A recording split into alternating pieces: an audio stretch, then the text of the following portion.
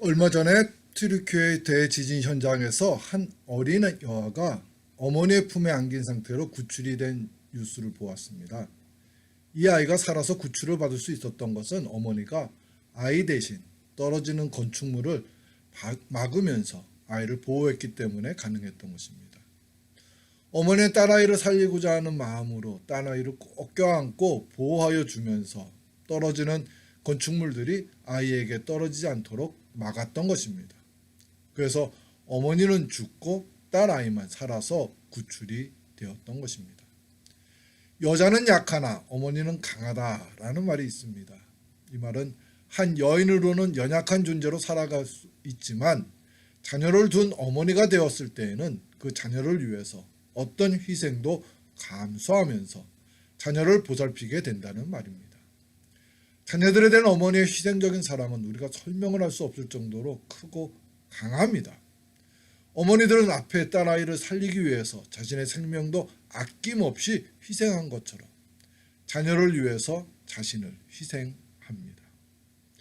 오늘 우리에게 주신 말씀은 그러한 어머니들의 희생적인 사랑보다도 더 크고 강한 예수님의 희생적인 사랑을 가르쳐 주시는 말씀입니다. 사복음서를 살펴보면 예수님께서는 2번 우셨습니다. 한 번은 죽은 나사로의 집을 방문하였을 때 죽은 나사로를 잃고 슬퍼하는 유가족들을 보면서 함께 슬퍼하시면서 우셨고, 또 한 번은 오늘 우리들이 읽은 본문에 나오는 것처럼 예루살렘 성을 보시고 우셨습니다. 가까이 오사 성을 보시고 우시며 이르시되 너도 오늘 평화에 관한 일을 알았더라면 좋을 뻔하였거니와 지금 내 눈에 숨겨졌도다. 성도 여러분, 죽은 나사로를 생각하면서 우신 것은 충분히 이해할 수 있습니다. 그동안 나사로와 그 누이들과 지냈던 친분 관계를 생각할 때 공감 능력이 뛰어났던 예수님으로서는 매우 슬펐을 것입니다. 그래서 사랑하는 오빠를 잃고 슬퍼하는 누이들을 보면서 예수님은 나사로의 무덤 앞에서 우실 수 있었을 것입니다. 하지만 예루살렘을 보시고 우신 이유는 무엇일까요? 예루살렘 성은 처음 온 것도 아니고 또 자신이 예루살렘 성에서 십자가에서 죽어야 한다는 하나님의 구원 계획을 예수님은 아셨기 때문에 예루살렘 성에 오신 것인데 예수님께서는 왜 예루살렘 성을 보시고 우신 것일까요? 그 이유는 예수님께서는 예루살렘에서 일어날 일을 아시고 통분하시며 애통하는 마음으로 예루살렘 성을 보시면서 우셨던 것입니다. 그들은 무지하고 악하여 하나님의 독생자 예수님을 십자가에 달아 죽이고 그 후 받게 될 심판에 대하여 안타까워하시며 우셨던 것입니다. 예수님께서는 가능하다면 십자가를 지시는 방법 대신 다른 방법으로 하나님의 구원 계획이 이루어지기를 원하셨습니다. 그래서 겟세마네 동산에서 3번씩이나 이렇게 하나님께 기도를 드렸습니다. 조금 나아가서 얼굴을 땅에 대시고 엎드려 기도하여 이르시되 내 아버지여 만일 할 만하시거든 이 잔을 내게서 지나가게 하옵소서. 그러나 나의 원대로 마시옵고 아버지의 원대로 하옵소서 하시고,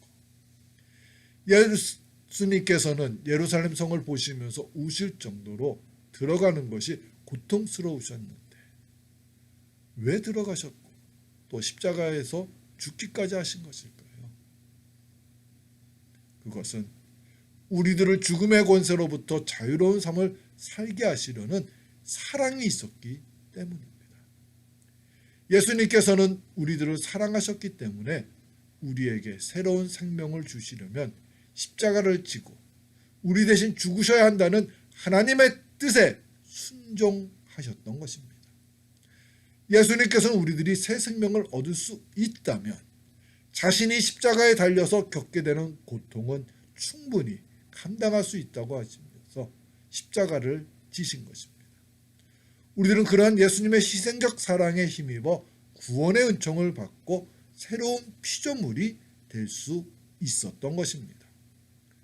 그렇기 때문에 우리들은 예수님의 십자가의 사랑을 기억하면서 그 사랑에 합당한 모습으로 살아가기를 노력해야 합니다. 그럼 어떻게 해야 할까요? 첫째로 예수님의 희생적 사랑이 얼마나 큰 희생인지를 깨달아야 합니다. 예수님께서 우리의 죄를 대신 감당하시려고 지신 십자가의 대가는 매우 큽니다.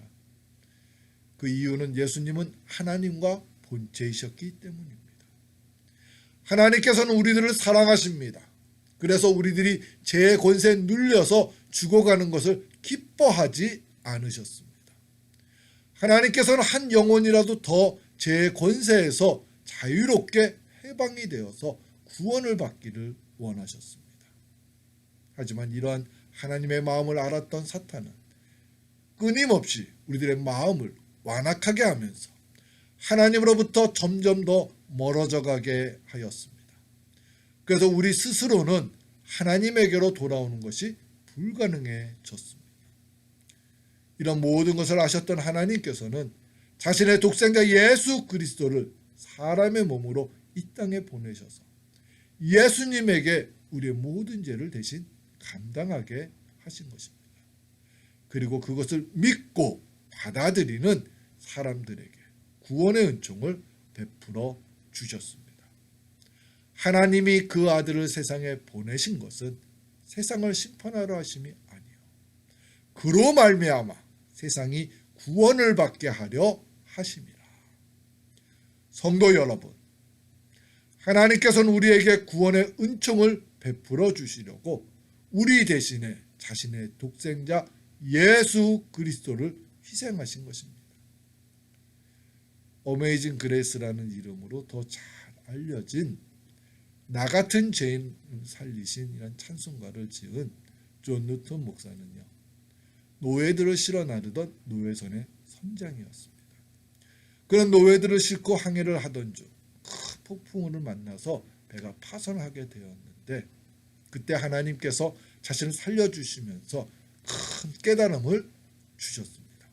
그 깨달음은 자신은 벌레같이 하찮은 존재이지만 하나님께서는 자신을 사랑하고 있고 그렇기 때문에 자신의 독생자까지도 아낌없이 죽이셨다는 것입니다. 이 깨달음을 갖게 된 존 뉴턴 목사는 그때부터 노예 선장으로서의 살던 삶을 정리하고 목회자의 길을 준비하고 걷게 된 것입니다. 존 뉴턴 목사의 말대로 하나님의 입장에서 볼 때는 우리들은 벌레같이 하찮고 보잘것없는 존재입니다. 하지만 하나님께서는 자신의 독생자까지도 십자가에 버리시고 죽이실 만큼 우리들을 사랑하십니다. 하나님의 희생적 사랑이 얼마나 크고 놀라운 것인지를 우리들은 깨달으며 살아가야 합니다. 두 번째는 우리들은 예수님의 희생적 사랑에 감사를 드리며 살아가기를 노력해야 합니다. 우리들은 신앙생활을 하면서 가끔 내가 하나님의 자녀가 된 것은 나의 힘과 결단으로 된 것으로 착각을 하면서 신앙생활할 때가 있습니다. 하지만 이것은 아주 위험하고 잘못된 생각입니다. 왜냐하면 우리가 하나님의 자녀가 된 것은 우리가 탁월한 선택을 잘 하였기 때문이 아니기 때문입니다. 우리가 하나님의 자녀가 된 것은 전적으로 예수님의 희생적인 사랑이 있었기 때문에 가능했던 것입니다. 예수님께서는 십자가를 지시기 전날 밤 제자들에게 제자로서의 삶을 살게 된 것이 예수님의 선택이 있었기 때문에 가능했다는 것을 가르쳐 주셨습니다. 너희가 나를 택한 것이 아니요 내가 너희를 택하여 세웠나니 이는 너희로 가서 열매를 맺게 하고 또 너희 열매가 항상 있게 하여 내 이름으로 아버지께 무엇을 구하든지 다 받게 하려 함이라. 성도 여러분, 예수님께서는 여러분들에게 새 생명을 얻게 하시려고 여러분들을 선택해 주셨습니다. 그리고 여러분들의 죄를 대신 감당하시려고 십자가에 달려 죽기까지 하셨습니다. 여러분들은 그런 예수님의 희생적 사랑이 있었기 때문에 하나님의 자녀가 될 수 있었던 것입니다. 우리는 그런 예수님의 희생적 사랑을 감사드리며 살아가야 합니다. 감사를 드리면서 살아갈 때 우리들은 그 사랑에 합당한 삶을 살고자 하는 마음을 갖게 되는 것입니다. 부모님이 자신에게 베풀어 주신 사랑을 깨닫고 감사를 드리게 될 때 자녀들이 부모들을 더욱 공경하게 되는 것처럼 우리들이 예수님의 희생적 사랑에 감사를 드리며 살아갈 때 우리들은 더욱 예수님을 열심히 잘 섬기게 되는 것입니다. 사도 바울은 다른 사도들보다 더 많은 수고를 하면서 복음을 전했습니다. 그가 그렇게 열심히 복음을 잘 전하며 살았던 이유는 자신과 같이 큰 죄인에게 복음을 전하는 사도로 세워주시고 또 사명을 주심에 감사를 드리며 살았기 때문입니다. 나를 능하게 하신 그리스도 예수 우리 주께 내가 감사함은 나를 충성되이 여겨 내게 직분을 맡기시니 내가 전에는 비방자요 박해자요 폭행자였으나 도리어 긍휼을 입은 것은 내가 믿지 아니할 때에 알지 못하고 행하였습니다. 믿보다 모든 사람이 받을 만한 이 말이요 그리스도 예수께서 죄인을 구원하시려고 세상에 임하셨다 하였도다. 죄인 중에 내가 괴순이라.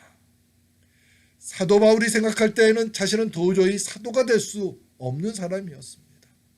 그리고 자신에게 복음을 전하는 사명을 주신다는 것은 합당하지 않는 것이라고 여기기도 했습니다. 그런데 그러한 자신을 사도로 세워주시고 또 자신에게 복음을 전할 수 있도록 해주시는 은혜를 베풀어 주셨다고 깨달았습니다. 그래서 그는 복음을 전하면서 예수님께 감사를 드렸던 것입니다. 성도 여러분, 우리를 위하여 또 나를 위하여 십자가의 고통을 겪으신 예수님의 희생적 사랑에 감사드리는 하나님의 사람이 되시기를 축원합니다. 종료주의를 맞으면서 예수님의 십자가 사랑을 깨닫고 그 사랑에 합당한 모습으로 살아가기를 결단하고 노력하는 저와 여러분 우리 모두가 되시기를 주님의 이름으로 축원합니다. 우리 함께 기도드리겠습니다. 사랑과 은혜가 충만하신 하나님 아버지,